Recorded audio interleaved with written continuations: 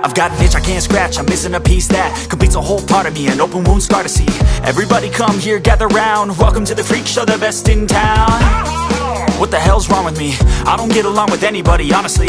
I've been living in my own head constantly, thoughts jumbled round, think I need a new lobotomy. Wait, all these thoughts. Part 1. You will hear a woman asking a shop assistant about DVD players. You now have 30 seconds to read questions 1 to 4.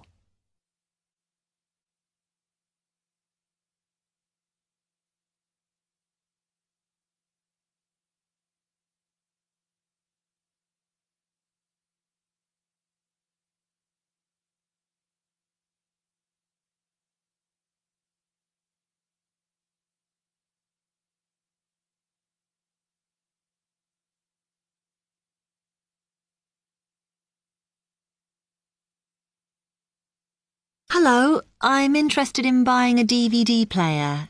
Can you help me, as I don't know very much about them? Of course. We sell quite a range. Actually, we're doing a customer survey at the moment, so I wonder if I could fill in this form about you, and that will actually help me to advise you on the best DVD player for you. Oh, okay. First of all, your occupation. Student. Okay. Then, have you already got a DVD player? No, I've never had one before. Uh-huh. And how much do you think you want to spend on a player? I'm not sure, really, but I have got a budget. My friend said I should allow about £100, but I can't afford over £85, so that's what I'm working on. Mm-hmm. And do you watch DVDs very often? Depends what you mean by often. I don't know what the norm is. Is it about 2 a week? I suppose I watch 3 a month. That's enough for me. Yes. What sort of films do you like watching then? Action movies? Not really. Oh. My boyfriend always insists we watch science fiction movies, but I prefer thrillers. Something to get your teeth into. Okay, just one more.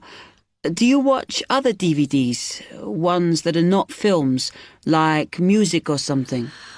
Not much, because I don't want to spend the money on something I can watch on TV, but I occasionally rent out comedy programs, and I fight with my boyfriend over all the sports DVDs he watches. You now have 30 seconds to read questions 5 to 10.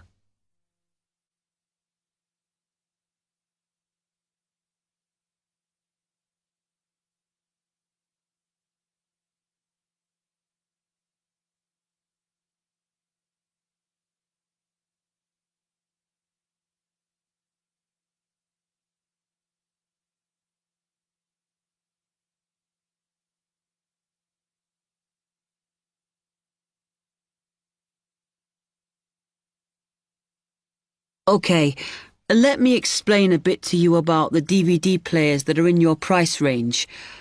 First, there's the DB30, which has only got basic features, but it is a bargain at £69. Now, all the DVDs come with an after-sales service that starts when the guarantee runs out. As it's so cheap, the DB30 comes with a limited after-sales service, as it only includes parts.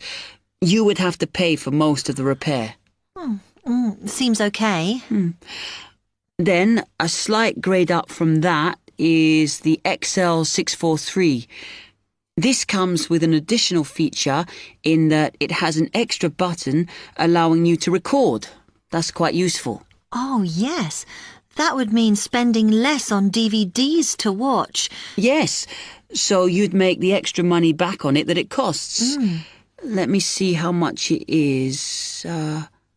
Yes, that one's actually reduced at the moment from £79 to £71.99. Oh. I think it's worth the extra myself.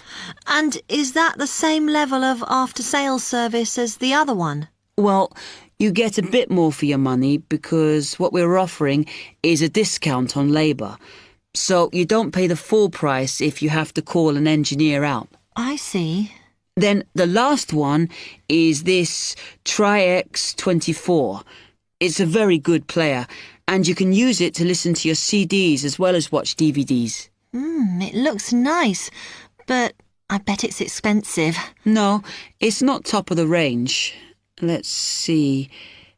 Yes, it's £94. But what you have to remember is that includes insurance, so you don't have to pay extra for that. And it comes with a guarantee that's valid for 3 years, as opposed to the usual one. What do you think? Maybe.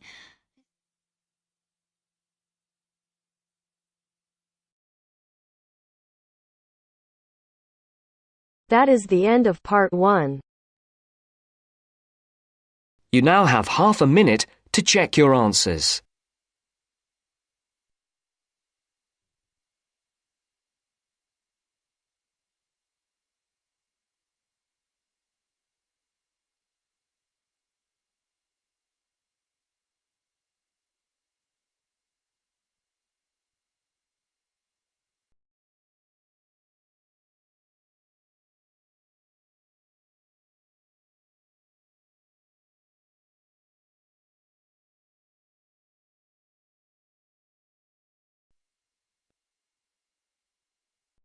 Now turns to part 2. Part 2.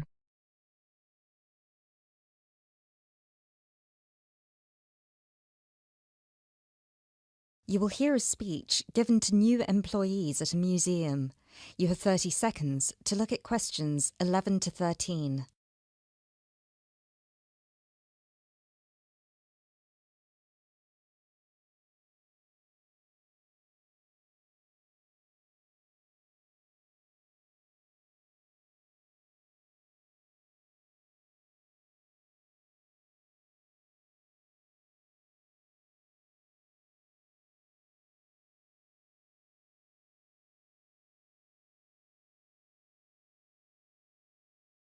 Allow me to introduce myself.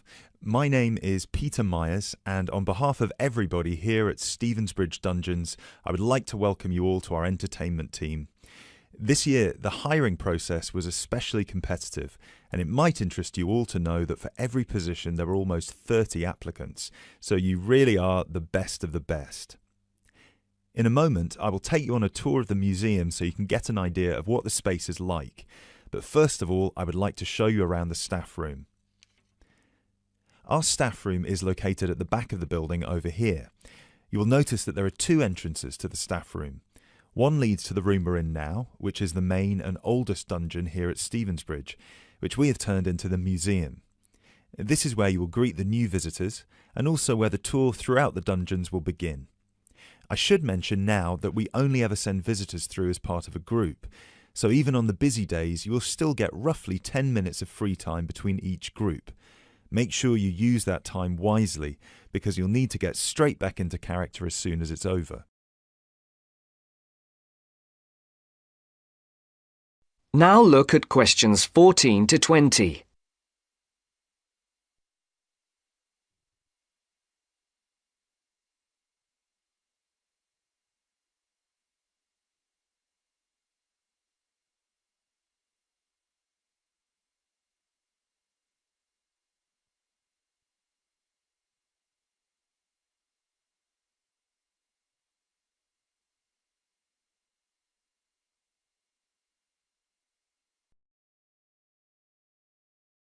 Right, follow me and I'll show you the layout of the museum. From the museum, we can pass through this door near the interactive display into the staff room. From here you can see the steps at the far side in the opposite corner that lead outside into Berwick Street. When you arrive for a shift, it will be much easier for you all to come in the Berwick Street entrance directly down the steps to the staff room. If you come in through the main visitor entrance, it will take you longer to get past security. As you can all see, there are lockers on your right-hand side. They should be big enough for you to put your bags and coats in. You'll get given keys later that work with any of the lockers in here. Over on the other side, past the lockers, is our most exciting area. This is where our wardrobe and makeup will take place. Every shift, you will be transformed from normal people into grotesque medieval prisoners. If you're lucky, you get to be the jailer, but even they rarely bathed in those days. Of course, some of you might consider yourselves method actors, but please do try to shower before your shift. We don't want to give visitors an experience that's too authentic. Now, we do have a staff shower here if you really need it. It is located next to the staff toilets, which are unisex. I hope nobody has too much of a problem with that.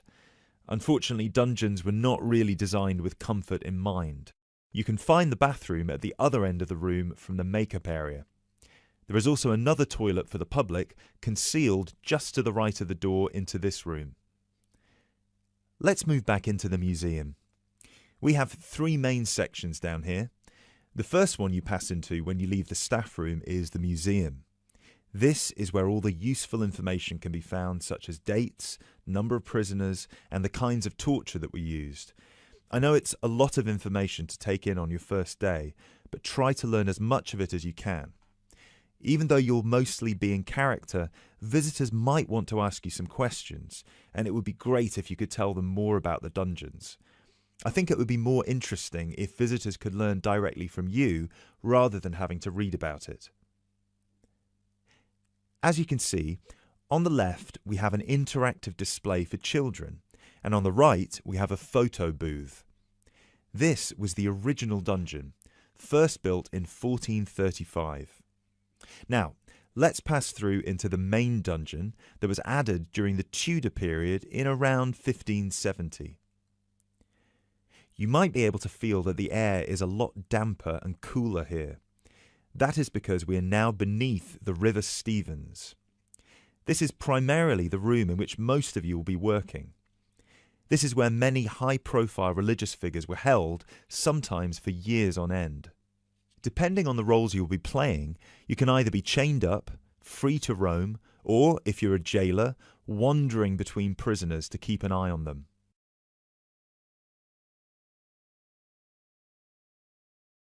Now we will pass into our third and final section, the prison cells. Over here, you can see there are some wooden stocks and a fake gibbet. Don't worry, I can see a couple of you looking concerned. You don't need to reenact any of the torture scenes for visitors. One person each shift will play the jailer in here, where you will give a speech to the group about some of the more notable prisoners to stay here in the past. This is usually the end of the tour, but some visitors will certainly want to ask you more questions at this point, so please try your best to make yourselves available. Help them by answering any questions they have. Also, feel free to guide the visitors through the museum if you see that they're going the wrong way. This concludes our introduction to your new workplace. If you'll please follow me, I will get you all issued with your keys and some information about the dungeons that you can take home with you to study. I will also introduce you to your shift supervisor, Alice Stiles, and you can ask her any questions you may have about your roles.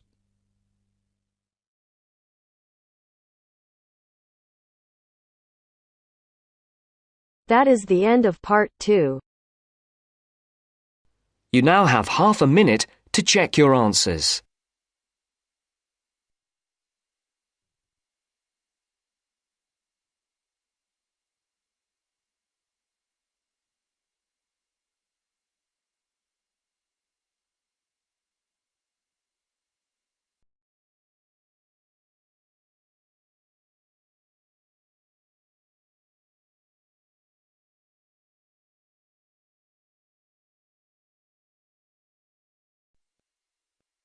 Now turns to part 3. Part 3. You will hear a student, Penny, talking to 2 friends, Ray and Louise, about a television competition Ray has entered called Travel Documentary. Before you hear the conversation, you have some time to look at questions 21 to 26.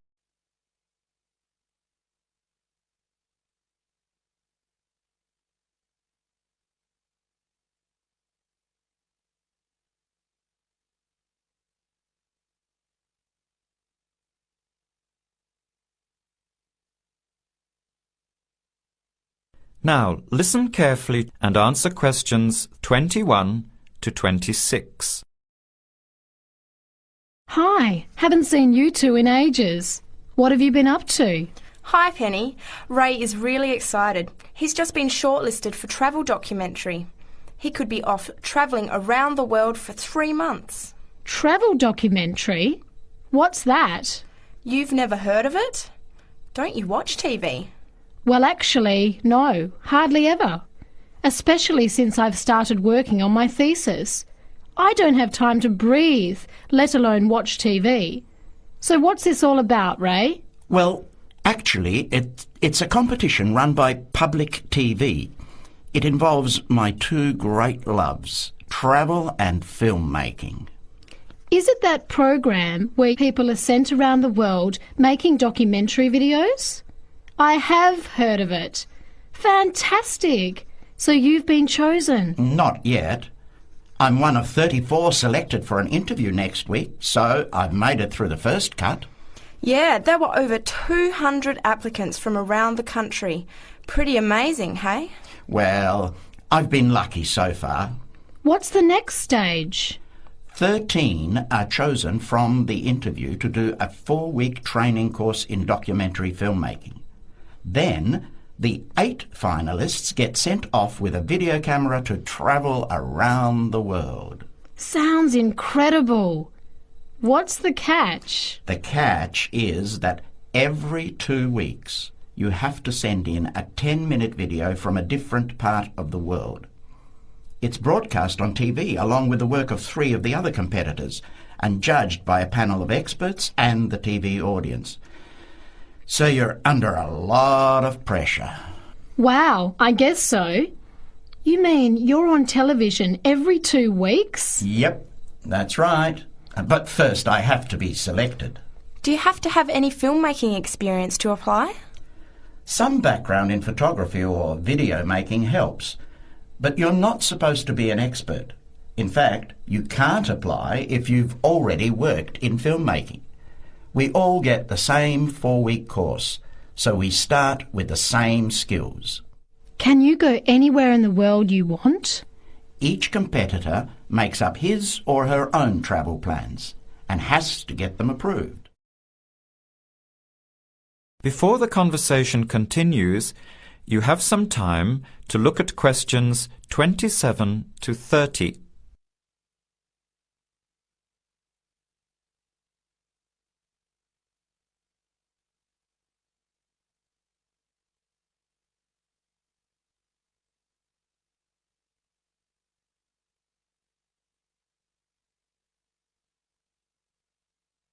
Now, as the conversation continues, answer questions 27 to 30. Have you talked with anyone else who has done it? As a matter of fact, just last week I met Sarah Price, a girl from here who did it last year. What did she have to say about it? She said it was the most amazing experience of her life, but it was really tough at times. I think you'd have to be really brave to take off like that alone with so much responsibility. It's not like going on a holiday, is it? No. 2 weeks in a country, often where you can't speak the language, to find a story, film it, organise all the editing. Then you're off to a completely different part of the world to start all over again. Pretty exhausting, but exciting too. What a way to see the world. What about Sarah Price? Did she have any bad experiences? She said the worst part was when she got some mysterious fever in Mongolia and thought she might have to be sent home. Fortunately, it got better, but she said it was scary to feel really ill when you're alone so far away. So what made you want to apply? When I saw the program on TV a while ago, I thought, this is for me. I've always wanted to travel, but needed to work for a year before I could even think about it. Then a new series started up. I thought, now's my chance. Don't you think you'll be lonely? I don't think I'll have time to be homesick. I'm more worried about having too much to do and not enough time to get things organised. So we might be watching you on television in the next few months. I hope so, if I'm lucky. When will you know for sure? They choose the final 8 in March. A month later, you're on your way. So do you have to pay anything? Nothing. It's all paid for. Course, camera, flights, accommodation and in-country travel. The budget is pretty tight, though. No extras. I sure hope you get it. Then I'll be finding time to watch at least one program on television every week. That is the end of part 3. You now have half a minute to check your answers.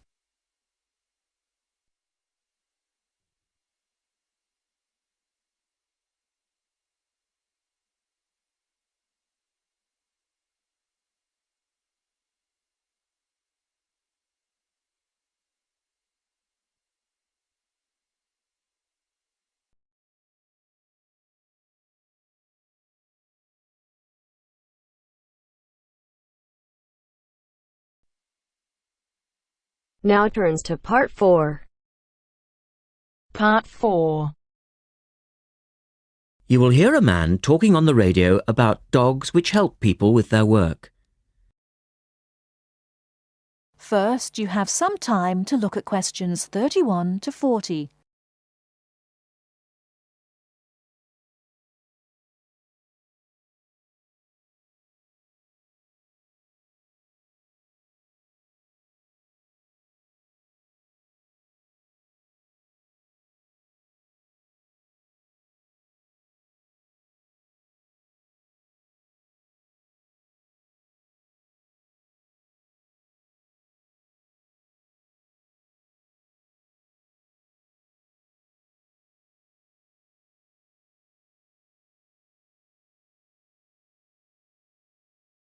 Now listen carefully and answer questions 31 to 40.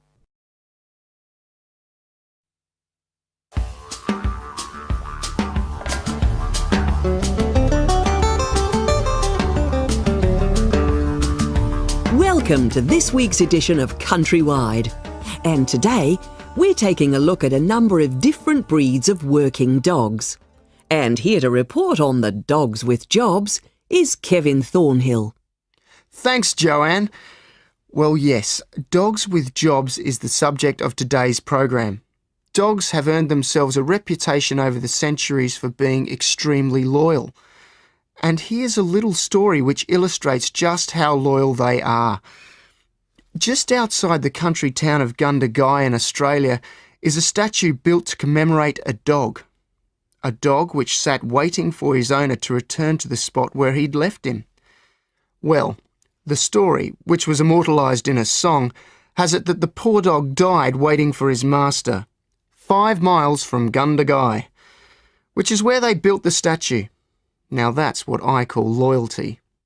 Well, because of their loyalty and also their ability to learn practical skills, dogs can be trained to do a number of very valuable jobs.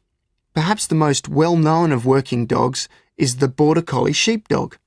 Sheepdogs which work in unison with their masters need to be smart and obedient, with a natural ability to herd sheep. Some farmers say that their dogs are so smart that they not only herd sheep, they can count them too.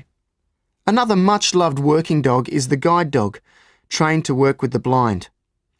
Guide dogs, usually Labradors, need to be confident enough to lead their owner through traffic and crowds, but they must also be of a gentle nature. It costs a great deal of money to train a dog for this very valuable work, but the guide dog associations in the UK, America and Australia receive no government assistance, so all the money comes from donations. Another common breed of work dog is the German Shepherd. German Shepherds make excellent guard dogs and are also very appropriate as search and rescue dogs, working in disaster zones after earthquakes and avalanches. These dogs must be tough and courageous to cope with the arduous conditions of their work, and so that they can be sent anywhere in the world to assist in disaster relief operations, effective dogs and their trainers are now listed on an international database. When you arrive at an airport here, you may be greeted in the baggage hall by a detector dog, wearing a little red coat bearing the words quarantine. These dogs are trained to sniff out fresh fruit as well as meat and even live animals hidden in people's bags. In order to be effective, a good detector dog must have an enormous food drive. In other words, they must really love their food. At Sydney Airport, where there are 10 detector dogs working full-time, they stop about 80 people a month trying to bring illegal goods into the country. And according to their trainers, they very rarely get it wrong. Another famous working dog is the husky. Huskies, which originally came from Siberia, have been used for decades as a means of transport on snow, particularly in Antarctica where they have played an important role. Huskies are well adapted to harsh conditions and they enjoy working in a team. But the huskies have all left Antarctica now because the international treaty prohibits their use in the territory as they are not native animals. Many people were sad to see the dogs leave Antarctica, as they had been vital to the early expeditions and earned their place in history along with the explorers. That is the end of part 4. You now have half a minute to check your answers. I've got an itch I can't scratch, I'm missing a piece that completes a whole part of me, an open wound scar to see. Everybody come here, gather round, welcome to the freak show, the best in town. What the hell's wrong with me? I don't get along with anybody, honestly. I've been living in my own head constantly, thoughts jumbled round, think I need a new lobotomy. Wait, all these thoughts are too negative. I don't wanna get lost in the sedative. Gotta show them what I got, I'm competitive. You know I'm about to go off, I won't let them win, I'll take a stab. I wanna chase the bag, I wanna weigh, I can change all the things I lack. I gotta face the facts, I gotta taste in that. Got me obsessed with the rest, I got an itch to scratch.